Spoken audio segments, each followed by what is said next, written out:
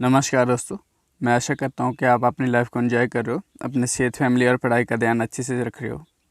आज है 8 नवंबर और आज की वोकेबलरी डिस्कशन शानदार रहने वाली है। आगे बढ़ने से पहले आज का quote of the day.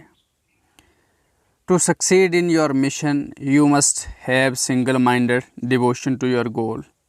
APJ Abdul Kalam. Doctor APJ Abdul Kalam ji बोलते हैं, अगर आप किसी अपने सपने में सफल होना चाहते हैं तो आपको चाहिए कि आप एक सिंगल माइंडेड फोकस होना चाहिए। आप जो भी करना चाहते हो उसमें, तभी आप सफल हो पाएंगे, अदरवाइज़ नहीं। तो शुरू करते हैं आज की वोकैबुलरी। सबसे पहला शब्द है ऑनस्लॉट। ऑनस्लॉट का मतलब होता है आक्रमण करना किसी पे। A violent uh strong attack, जैसे हमास ने इज़राइल पे किया। अब इज़राइल रिटेलिएटरी वापस उन पे कर रहा है, उसको बोलते हैं ऑनस्लॉट। अगला शब्द है एनक्लेव। एनक्लेव का मतलब होता है ए प्लेस और group that is different in character from दो सराउंडिंग इट। देखो, एनक्लेव का मतलब होता है ऐसी जगह जो सराउंडेड किसी और एरिया से बिलोंग करती हो लेकिन हो किसी और एरिया की। जैसे इंडिया के कुछ हिस्से जो बांग्लादेश में थे, लेकिन उन पे अधिकार तो इंडिया का था, लेकिन वो सराउंडेड किस पे, बांग्लादेश से थे। उसको क्या बोलेंगे हम, एनक्लेव।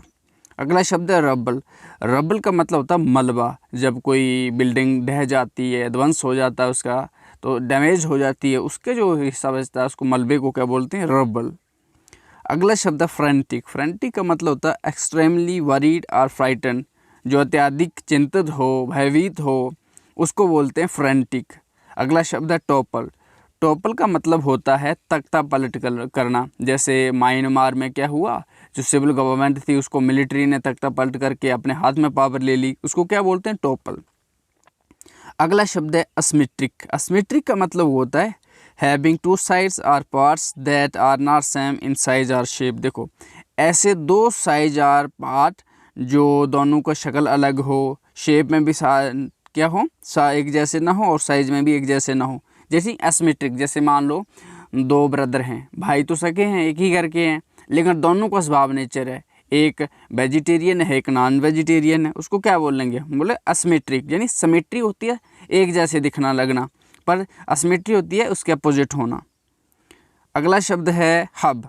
हब का मतलब होता है the central and most important part of a place और एन एक्टिविटी। किसी गतिविधि का जो मुख्य केंद्र होता है उसको क्या बोलते हैं, हब। जैसे व्यापार का केंद्र हो गया, स्टडी का केंद्र हो गया, किसी स्पोर्ट्स का केंद्र हो गया, जो मुख्यतः प्रसिद्ध हो उसको क्या बोलते हैं, हम हब बोलते हैं। जैसे स्टडी का मान लो दिल्ली, अगर मुखर्जी नगर की बात करते हैं, जो UPSC प्रिपरेशन के लिए बहुत फेमस है, उसको क्या बोलेंगे, हब। वो भी हब हो गया। अगला शब्द है ओवरहैंग।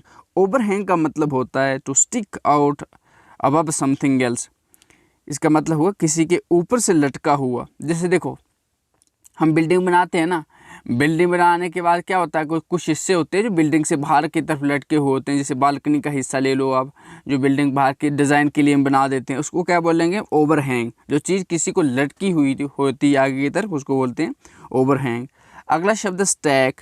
स्टैक का मतलब होता है ए लॉट ऑफ समथिंग। जब कोई बहुत सारी चीज़ें बहुत बड़ी मात्रा में हों, उनको क्या बोलेंगे हम, स्टैक। यदि बड़े परिणाम में कोई वस्तु ढेर सारी। अगला शब्द है मिडिल ग्राउंड। मिडिल ग्राउंड का मतलब होता है समझौता, यानी बीच का रास्ता। जैसे a compromise position between two extremes, compromise, balance, half point, centre. Middle ground का मतलब होता जो मध्यम हो दो लोगों के बीच का। जैसे मान लो A और B के जो बीच लड़ाई हो रही है, उनके बीच का समझौता हो गया, या उनके बीच का जो मिडिल ग्राउंड हो गया, मिडिल वाला हिस्सा, बीच वाला रास्ता, उसको बोलेंगे मिडिल ग्राउंड। अगला शब्द है कंसेंसस। कंसेंसस का मतलब होता है सहमति। आपकी जैसे कोई काम करोगे, जैसे आप घर के मेंबर हो तो आपकी कोई काम करेंगे घर वाले, तो आपकी सहमति ली जाएगी, अच्छा ये काम करें ना करें, कैसे करें, कब करें, तो उसकी जो सहमति होती है उसको क्या बोलते हैं, कंसेंसस, एग्रीमेंट, हार्मोनी, आकार, यूनिटी, यूनानिमिटी। अगला शब्द स्टॉक टेकिंग। स्टॉक टेकिंग का मतलब होता है किसी चीज़ की जांच करना, एनालिसिस करना, एवेल्युएशन करना, रिव्यू करना। जैसे मान लो आपके घर पे जो खाने पीने का सामान है, आप ये तो जब मार्केट में आप न्यू सामान खरीदोगे तो बिना देखे तो ना खरीदोगे, पहले आप घर वाला जांच लोगे।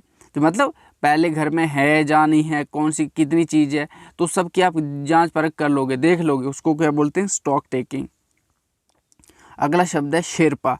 शेरपा का मतलब होता है a civil servant diplomat who undertakes preparatory work prior to a summit conference. देखो राजनायिक, इसका मतलब होता है राजनायिक। इसका मतलब ये होता है कि कोई भी ऐसा सिविल सर्वेंट या डिप्लोमेट कोई भी मीटिंग होने से पहले जो भी उसके लिए तैयारी होती है वो काम करता है, उसको क्या बोलते हैं, शेरपा। जैसे मान लो हमारी और बांग्लादेश के बीच मीटिंग हो, हमारी और भूटान के बीच मीटिंग हो, तो मीटिंग होने से पहले जो भी उसके लिए काम चाहिए होगा ना, प्रिपरेटरी वर्क, जो वो बंदा काम करेगा उसको क्या बोलते हैं, शेरपा। अगला शब्द हो गया ब्रिज। ब्रिज के दो मतलब है, जहाँ पे ब्रिज का एक मतलब होता है पुल, दूसरा मतलब ये होता है कि बीच के गैप को कम करना, जैसे ब्रिज द गैप। जैसे मान लो कोई चीज़ को कम करना, जैसे मान लो मेरे और आपके बीच डिस्टेंस बहुत ज़्यादा है, जब हम पास आ जाएंगे तो क्या होगा, हमारे बीच का जो डिस्टेंस है ना वो ब्रिज हो जाएगा, यानी वो कम हो जाएगा, तो उसको होता है ब्रिज यानी कम करना, टू रिड्यूस और लेसन। अगला शब्द है डायनेमिक। डायनेमिक का मतलब होता है जो चीज़ स्टैटिक ना हो, चेंजशील मतलब परिवर्तनशील हो, जो चेंज होती रहती है, उसको क्या बोलेंगे, डायनेमिक। डायनेमिक जैसे ना कोई बंदे की पर्सनैलिटी बहुत डायनेमिक होती है, मतलब वो मतलब एक गुण नहीं होता, उसमें बहुत सारे गुण होते हैं, अच्छी क्वालिटीज़ होती हैं, बहुत सारे स्किल्स होते हैं, उसको क्या बोलते हैं, डायनेमिक। अब एक ही बंदा होगा जिसके पास एक ही स्किल होगा, एक ही गुण होगा, तो उसको क्या बोलेंगे, वो डायनेमिक नहीं है ना, वो स्टैटिक पोजीशन में आ गया, लेकिन स्टेशनरी में आ गया। लेकिन एक स्टेशनरी किताबों वाली होती है, एक स्टेशनरी फिक्स होती है एक जगह पे, वो हो गया डायनेमिक, जिसके पास बहुत सारी क्वालिटीज़ हों, उसको बोलते हैं डायनेमिक। अगला शब्द है जियोपॉलिटिकल। जियोपॉलिटिकल का मतलब होता है the study of how geography and economies have an influence on politics and on the relations between Nations. इसका मतलब जी हुआ राजनीतिक। इसका मतलब जी हुआ जो जियोपॉलिटिकल का मतलब होता है जो स्टडी, वो स्टडी जिससे ये पता चलता है कि जियोग्राफिक और economic have an influence on politics, जो मतलब कि कैसे जो जियोग्राफी है और इकानमी है वो किसी कंट्री पे किसी पॉलिटिक्स को कैसे इन्फ्लुएंस करती है, जहाँ इंटरनेशनल रिलेशन जो उन कंट्री के बीच होती है, जैसे हमारा और भूटान के बीच ले लो, हमारे अभी भूटान क्या है, भूटान और नेपाल के बीच ले लो, हमारे जियोपॉलिटिकल फैक्टर्स हैं क्या, क्योंकि हम जियोग्राफिकली जुड़े हैं, हमारी इकानमी से एक दूसरे के ऊपर डिपेंड है। तो जो देखो ये जो इकानमी हमारे एक दूसरे से लिंक है, जुड़ी हुई है, डिपेंड है, हमारे जो जियोग्राफी एक दूसरे से जुड़ा हुआ है, इससे क्या होता है, हमारी पॉलिटिक्स अफेक्ट होती है।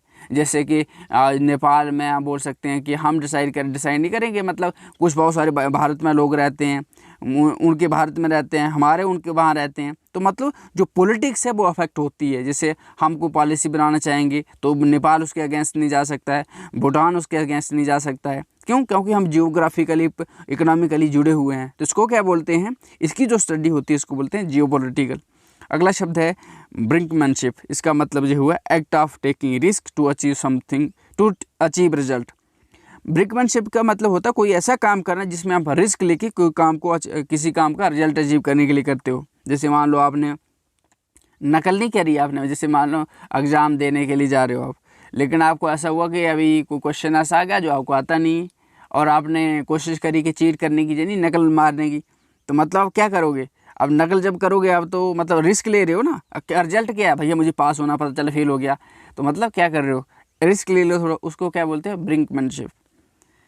अगला शब्द हो गया कम्युनिक। कम्युनिक का मतलब होता है official communication, press release, bulletin, आधिकारिक वक्तव्य। इसका मतलब ये होता है जब दो किसी कंट्रीज़ के बीच या ऑफिशियल्स के बीच मीटिंग होती है, उसके बाद मीटिंग के बाद जो उनके भाषण होता है, जो उनको मीटिंग का रिजल्ट होता है, जैसे कि हमने आज की मीटिंग में ये डिसाइड किया, ये करेंगे, ये हमारा प्लान बना, हम जिस प्रोजेक्ट पे काम करेंगे दोनों मिलके, उसको क्या बोलते हैं, कम्युनिक, यानी आधिकारिक वक्तव्य। अगला शब्द है ए रॉक स्टार्ट।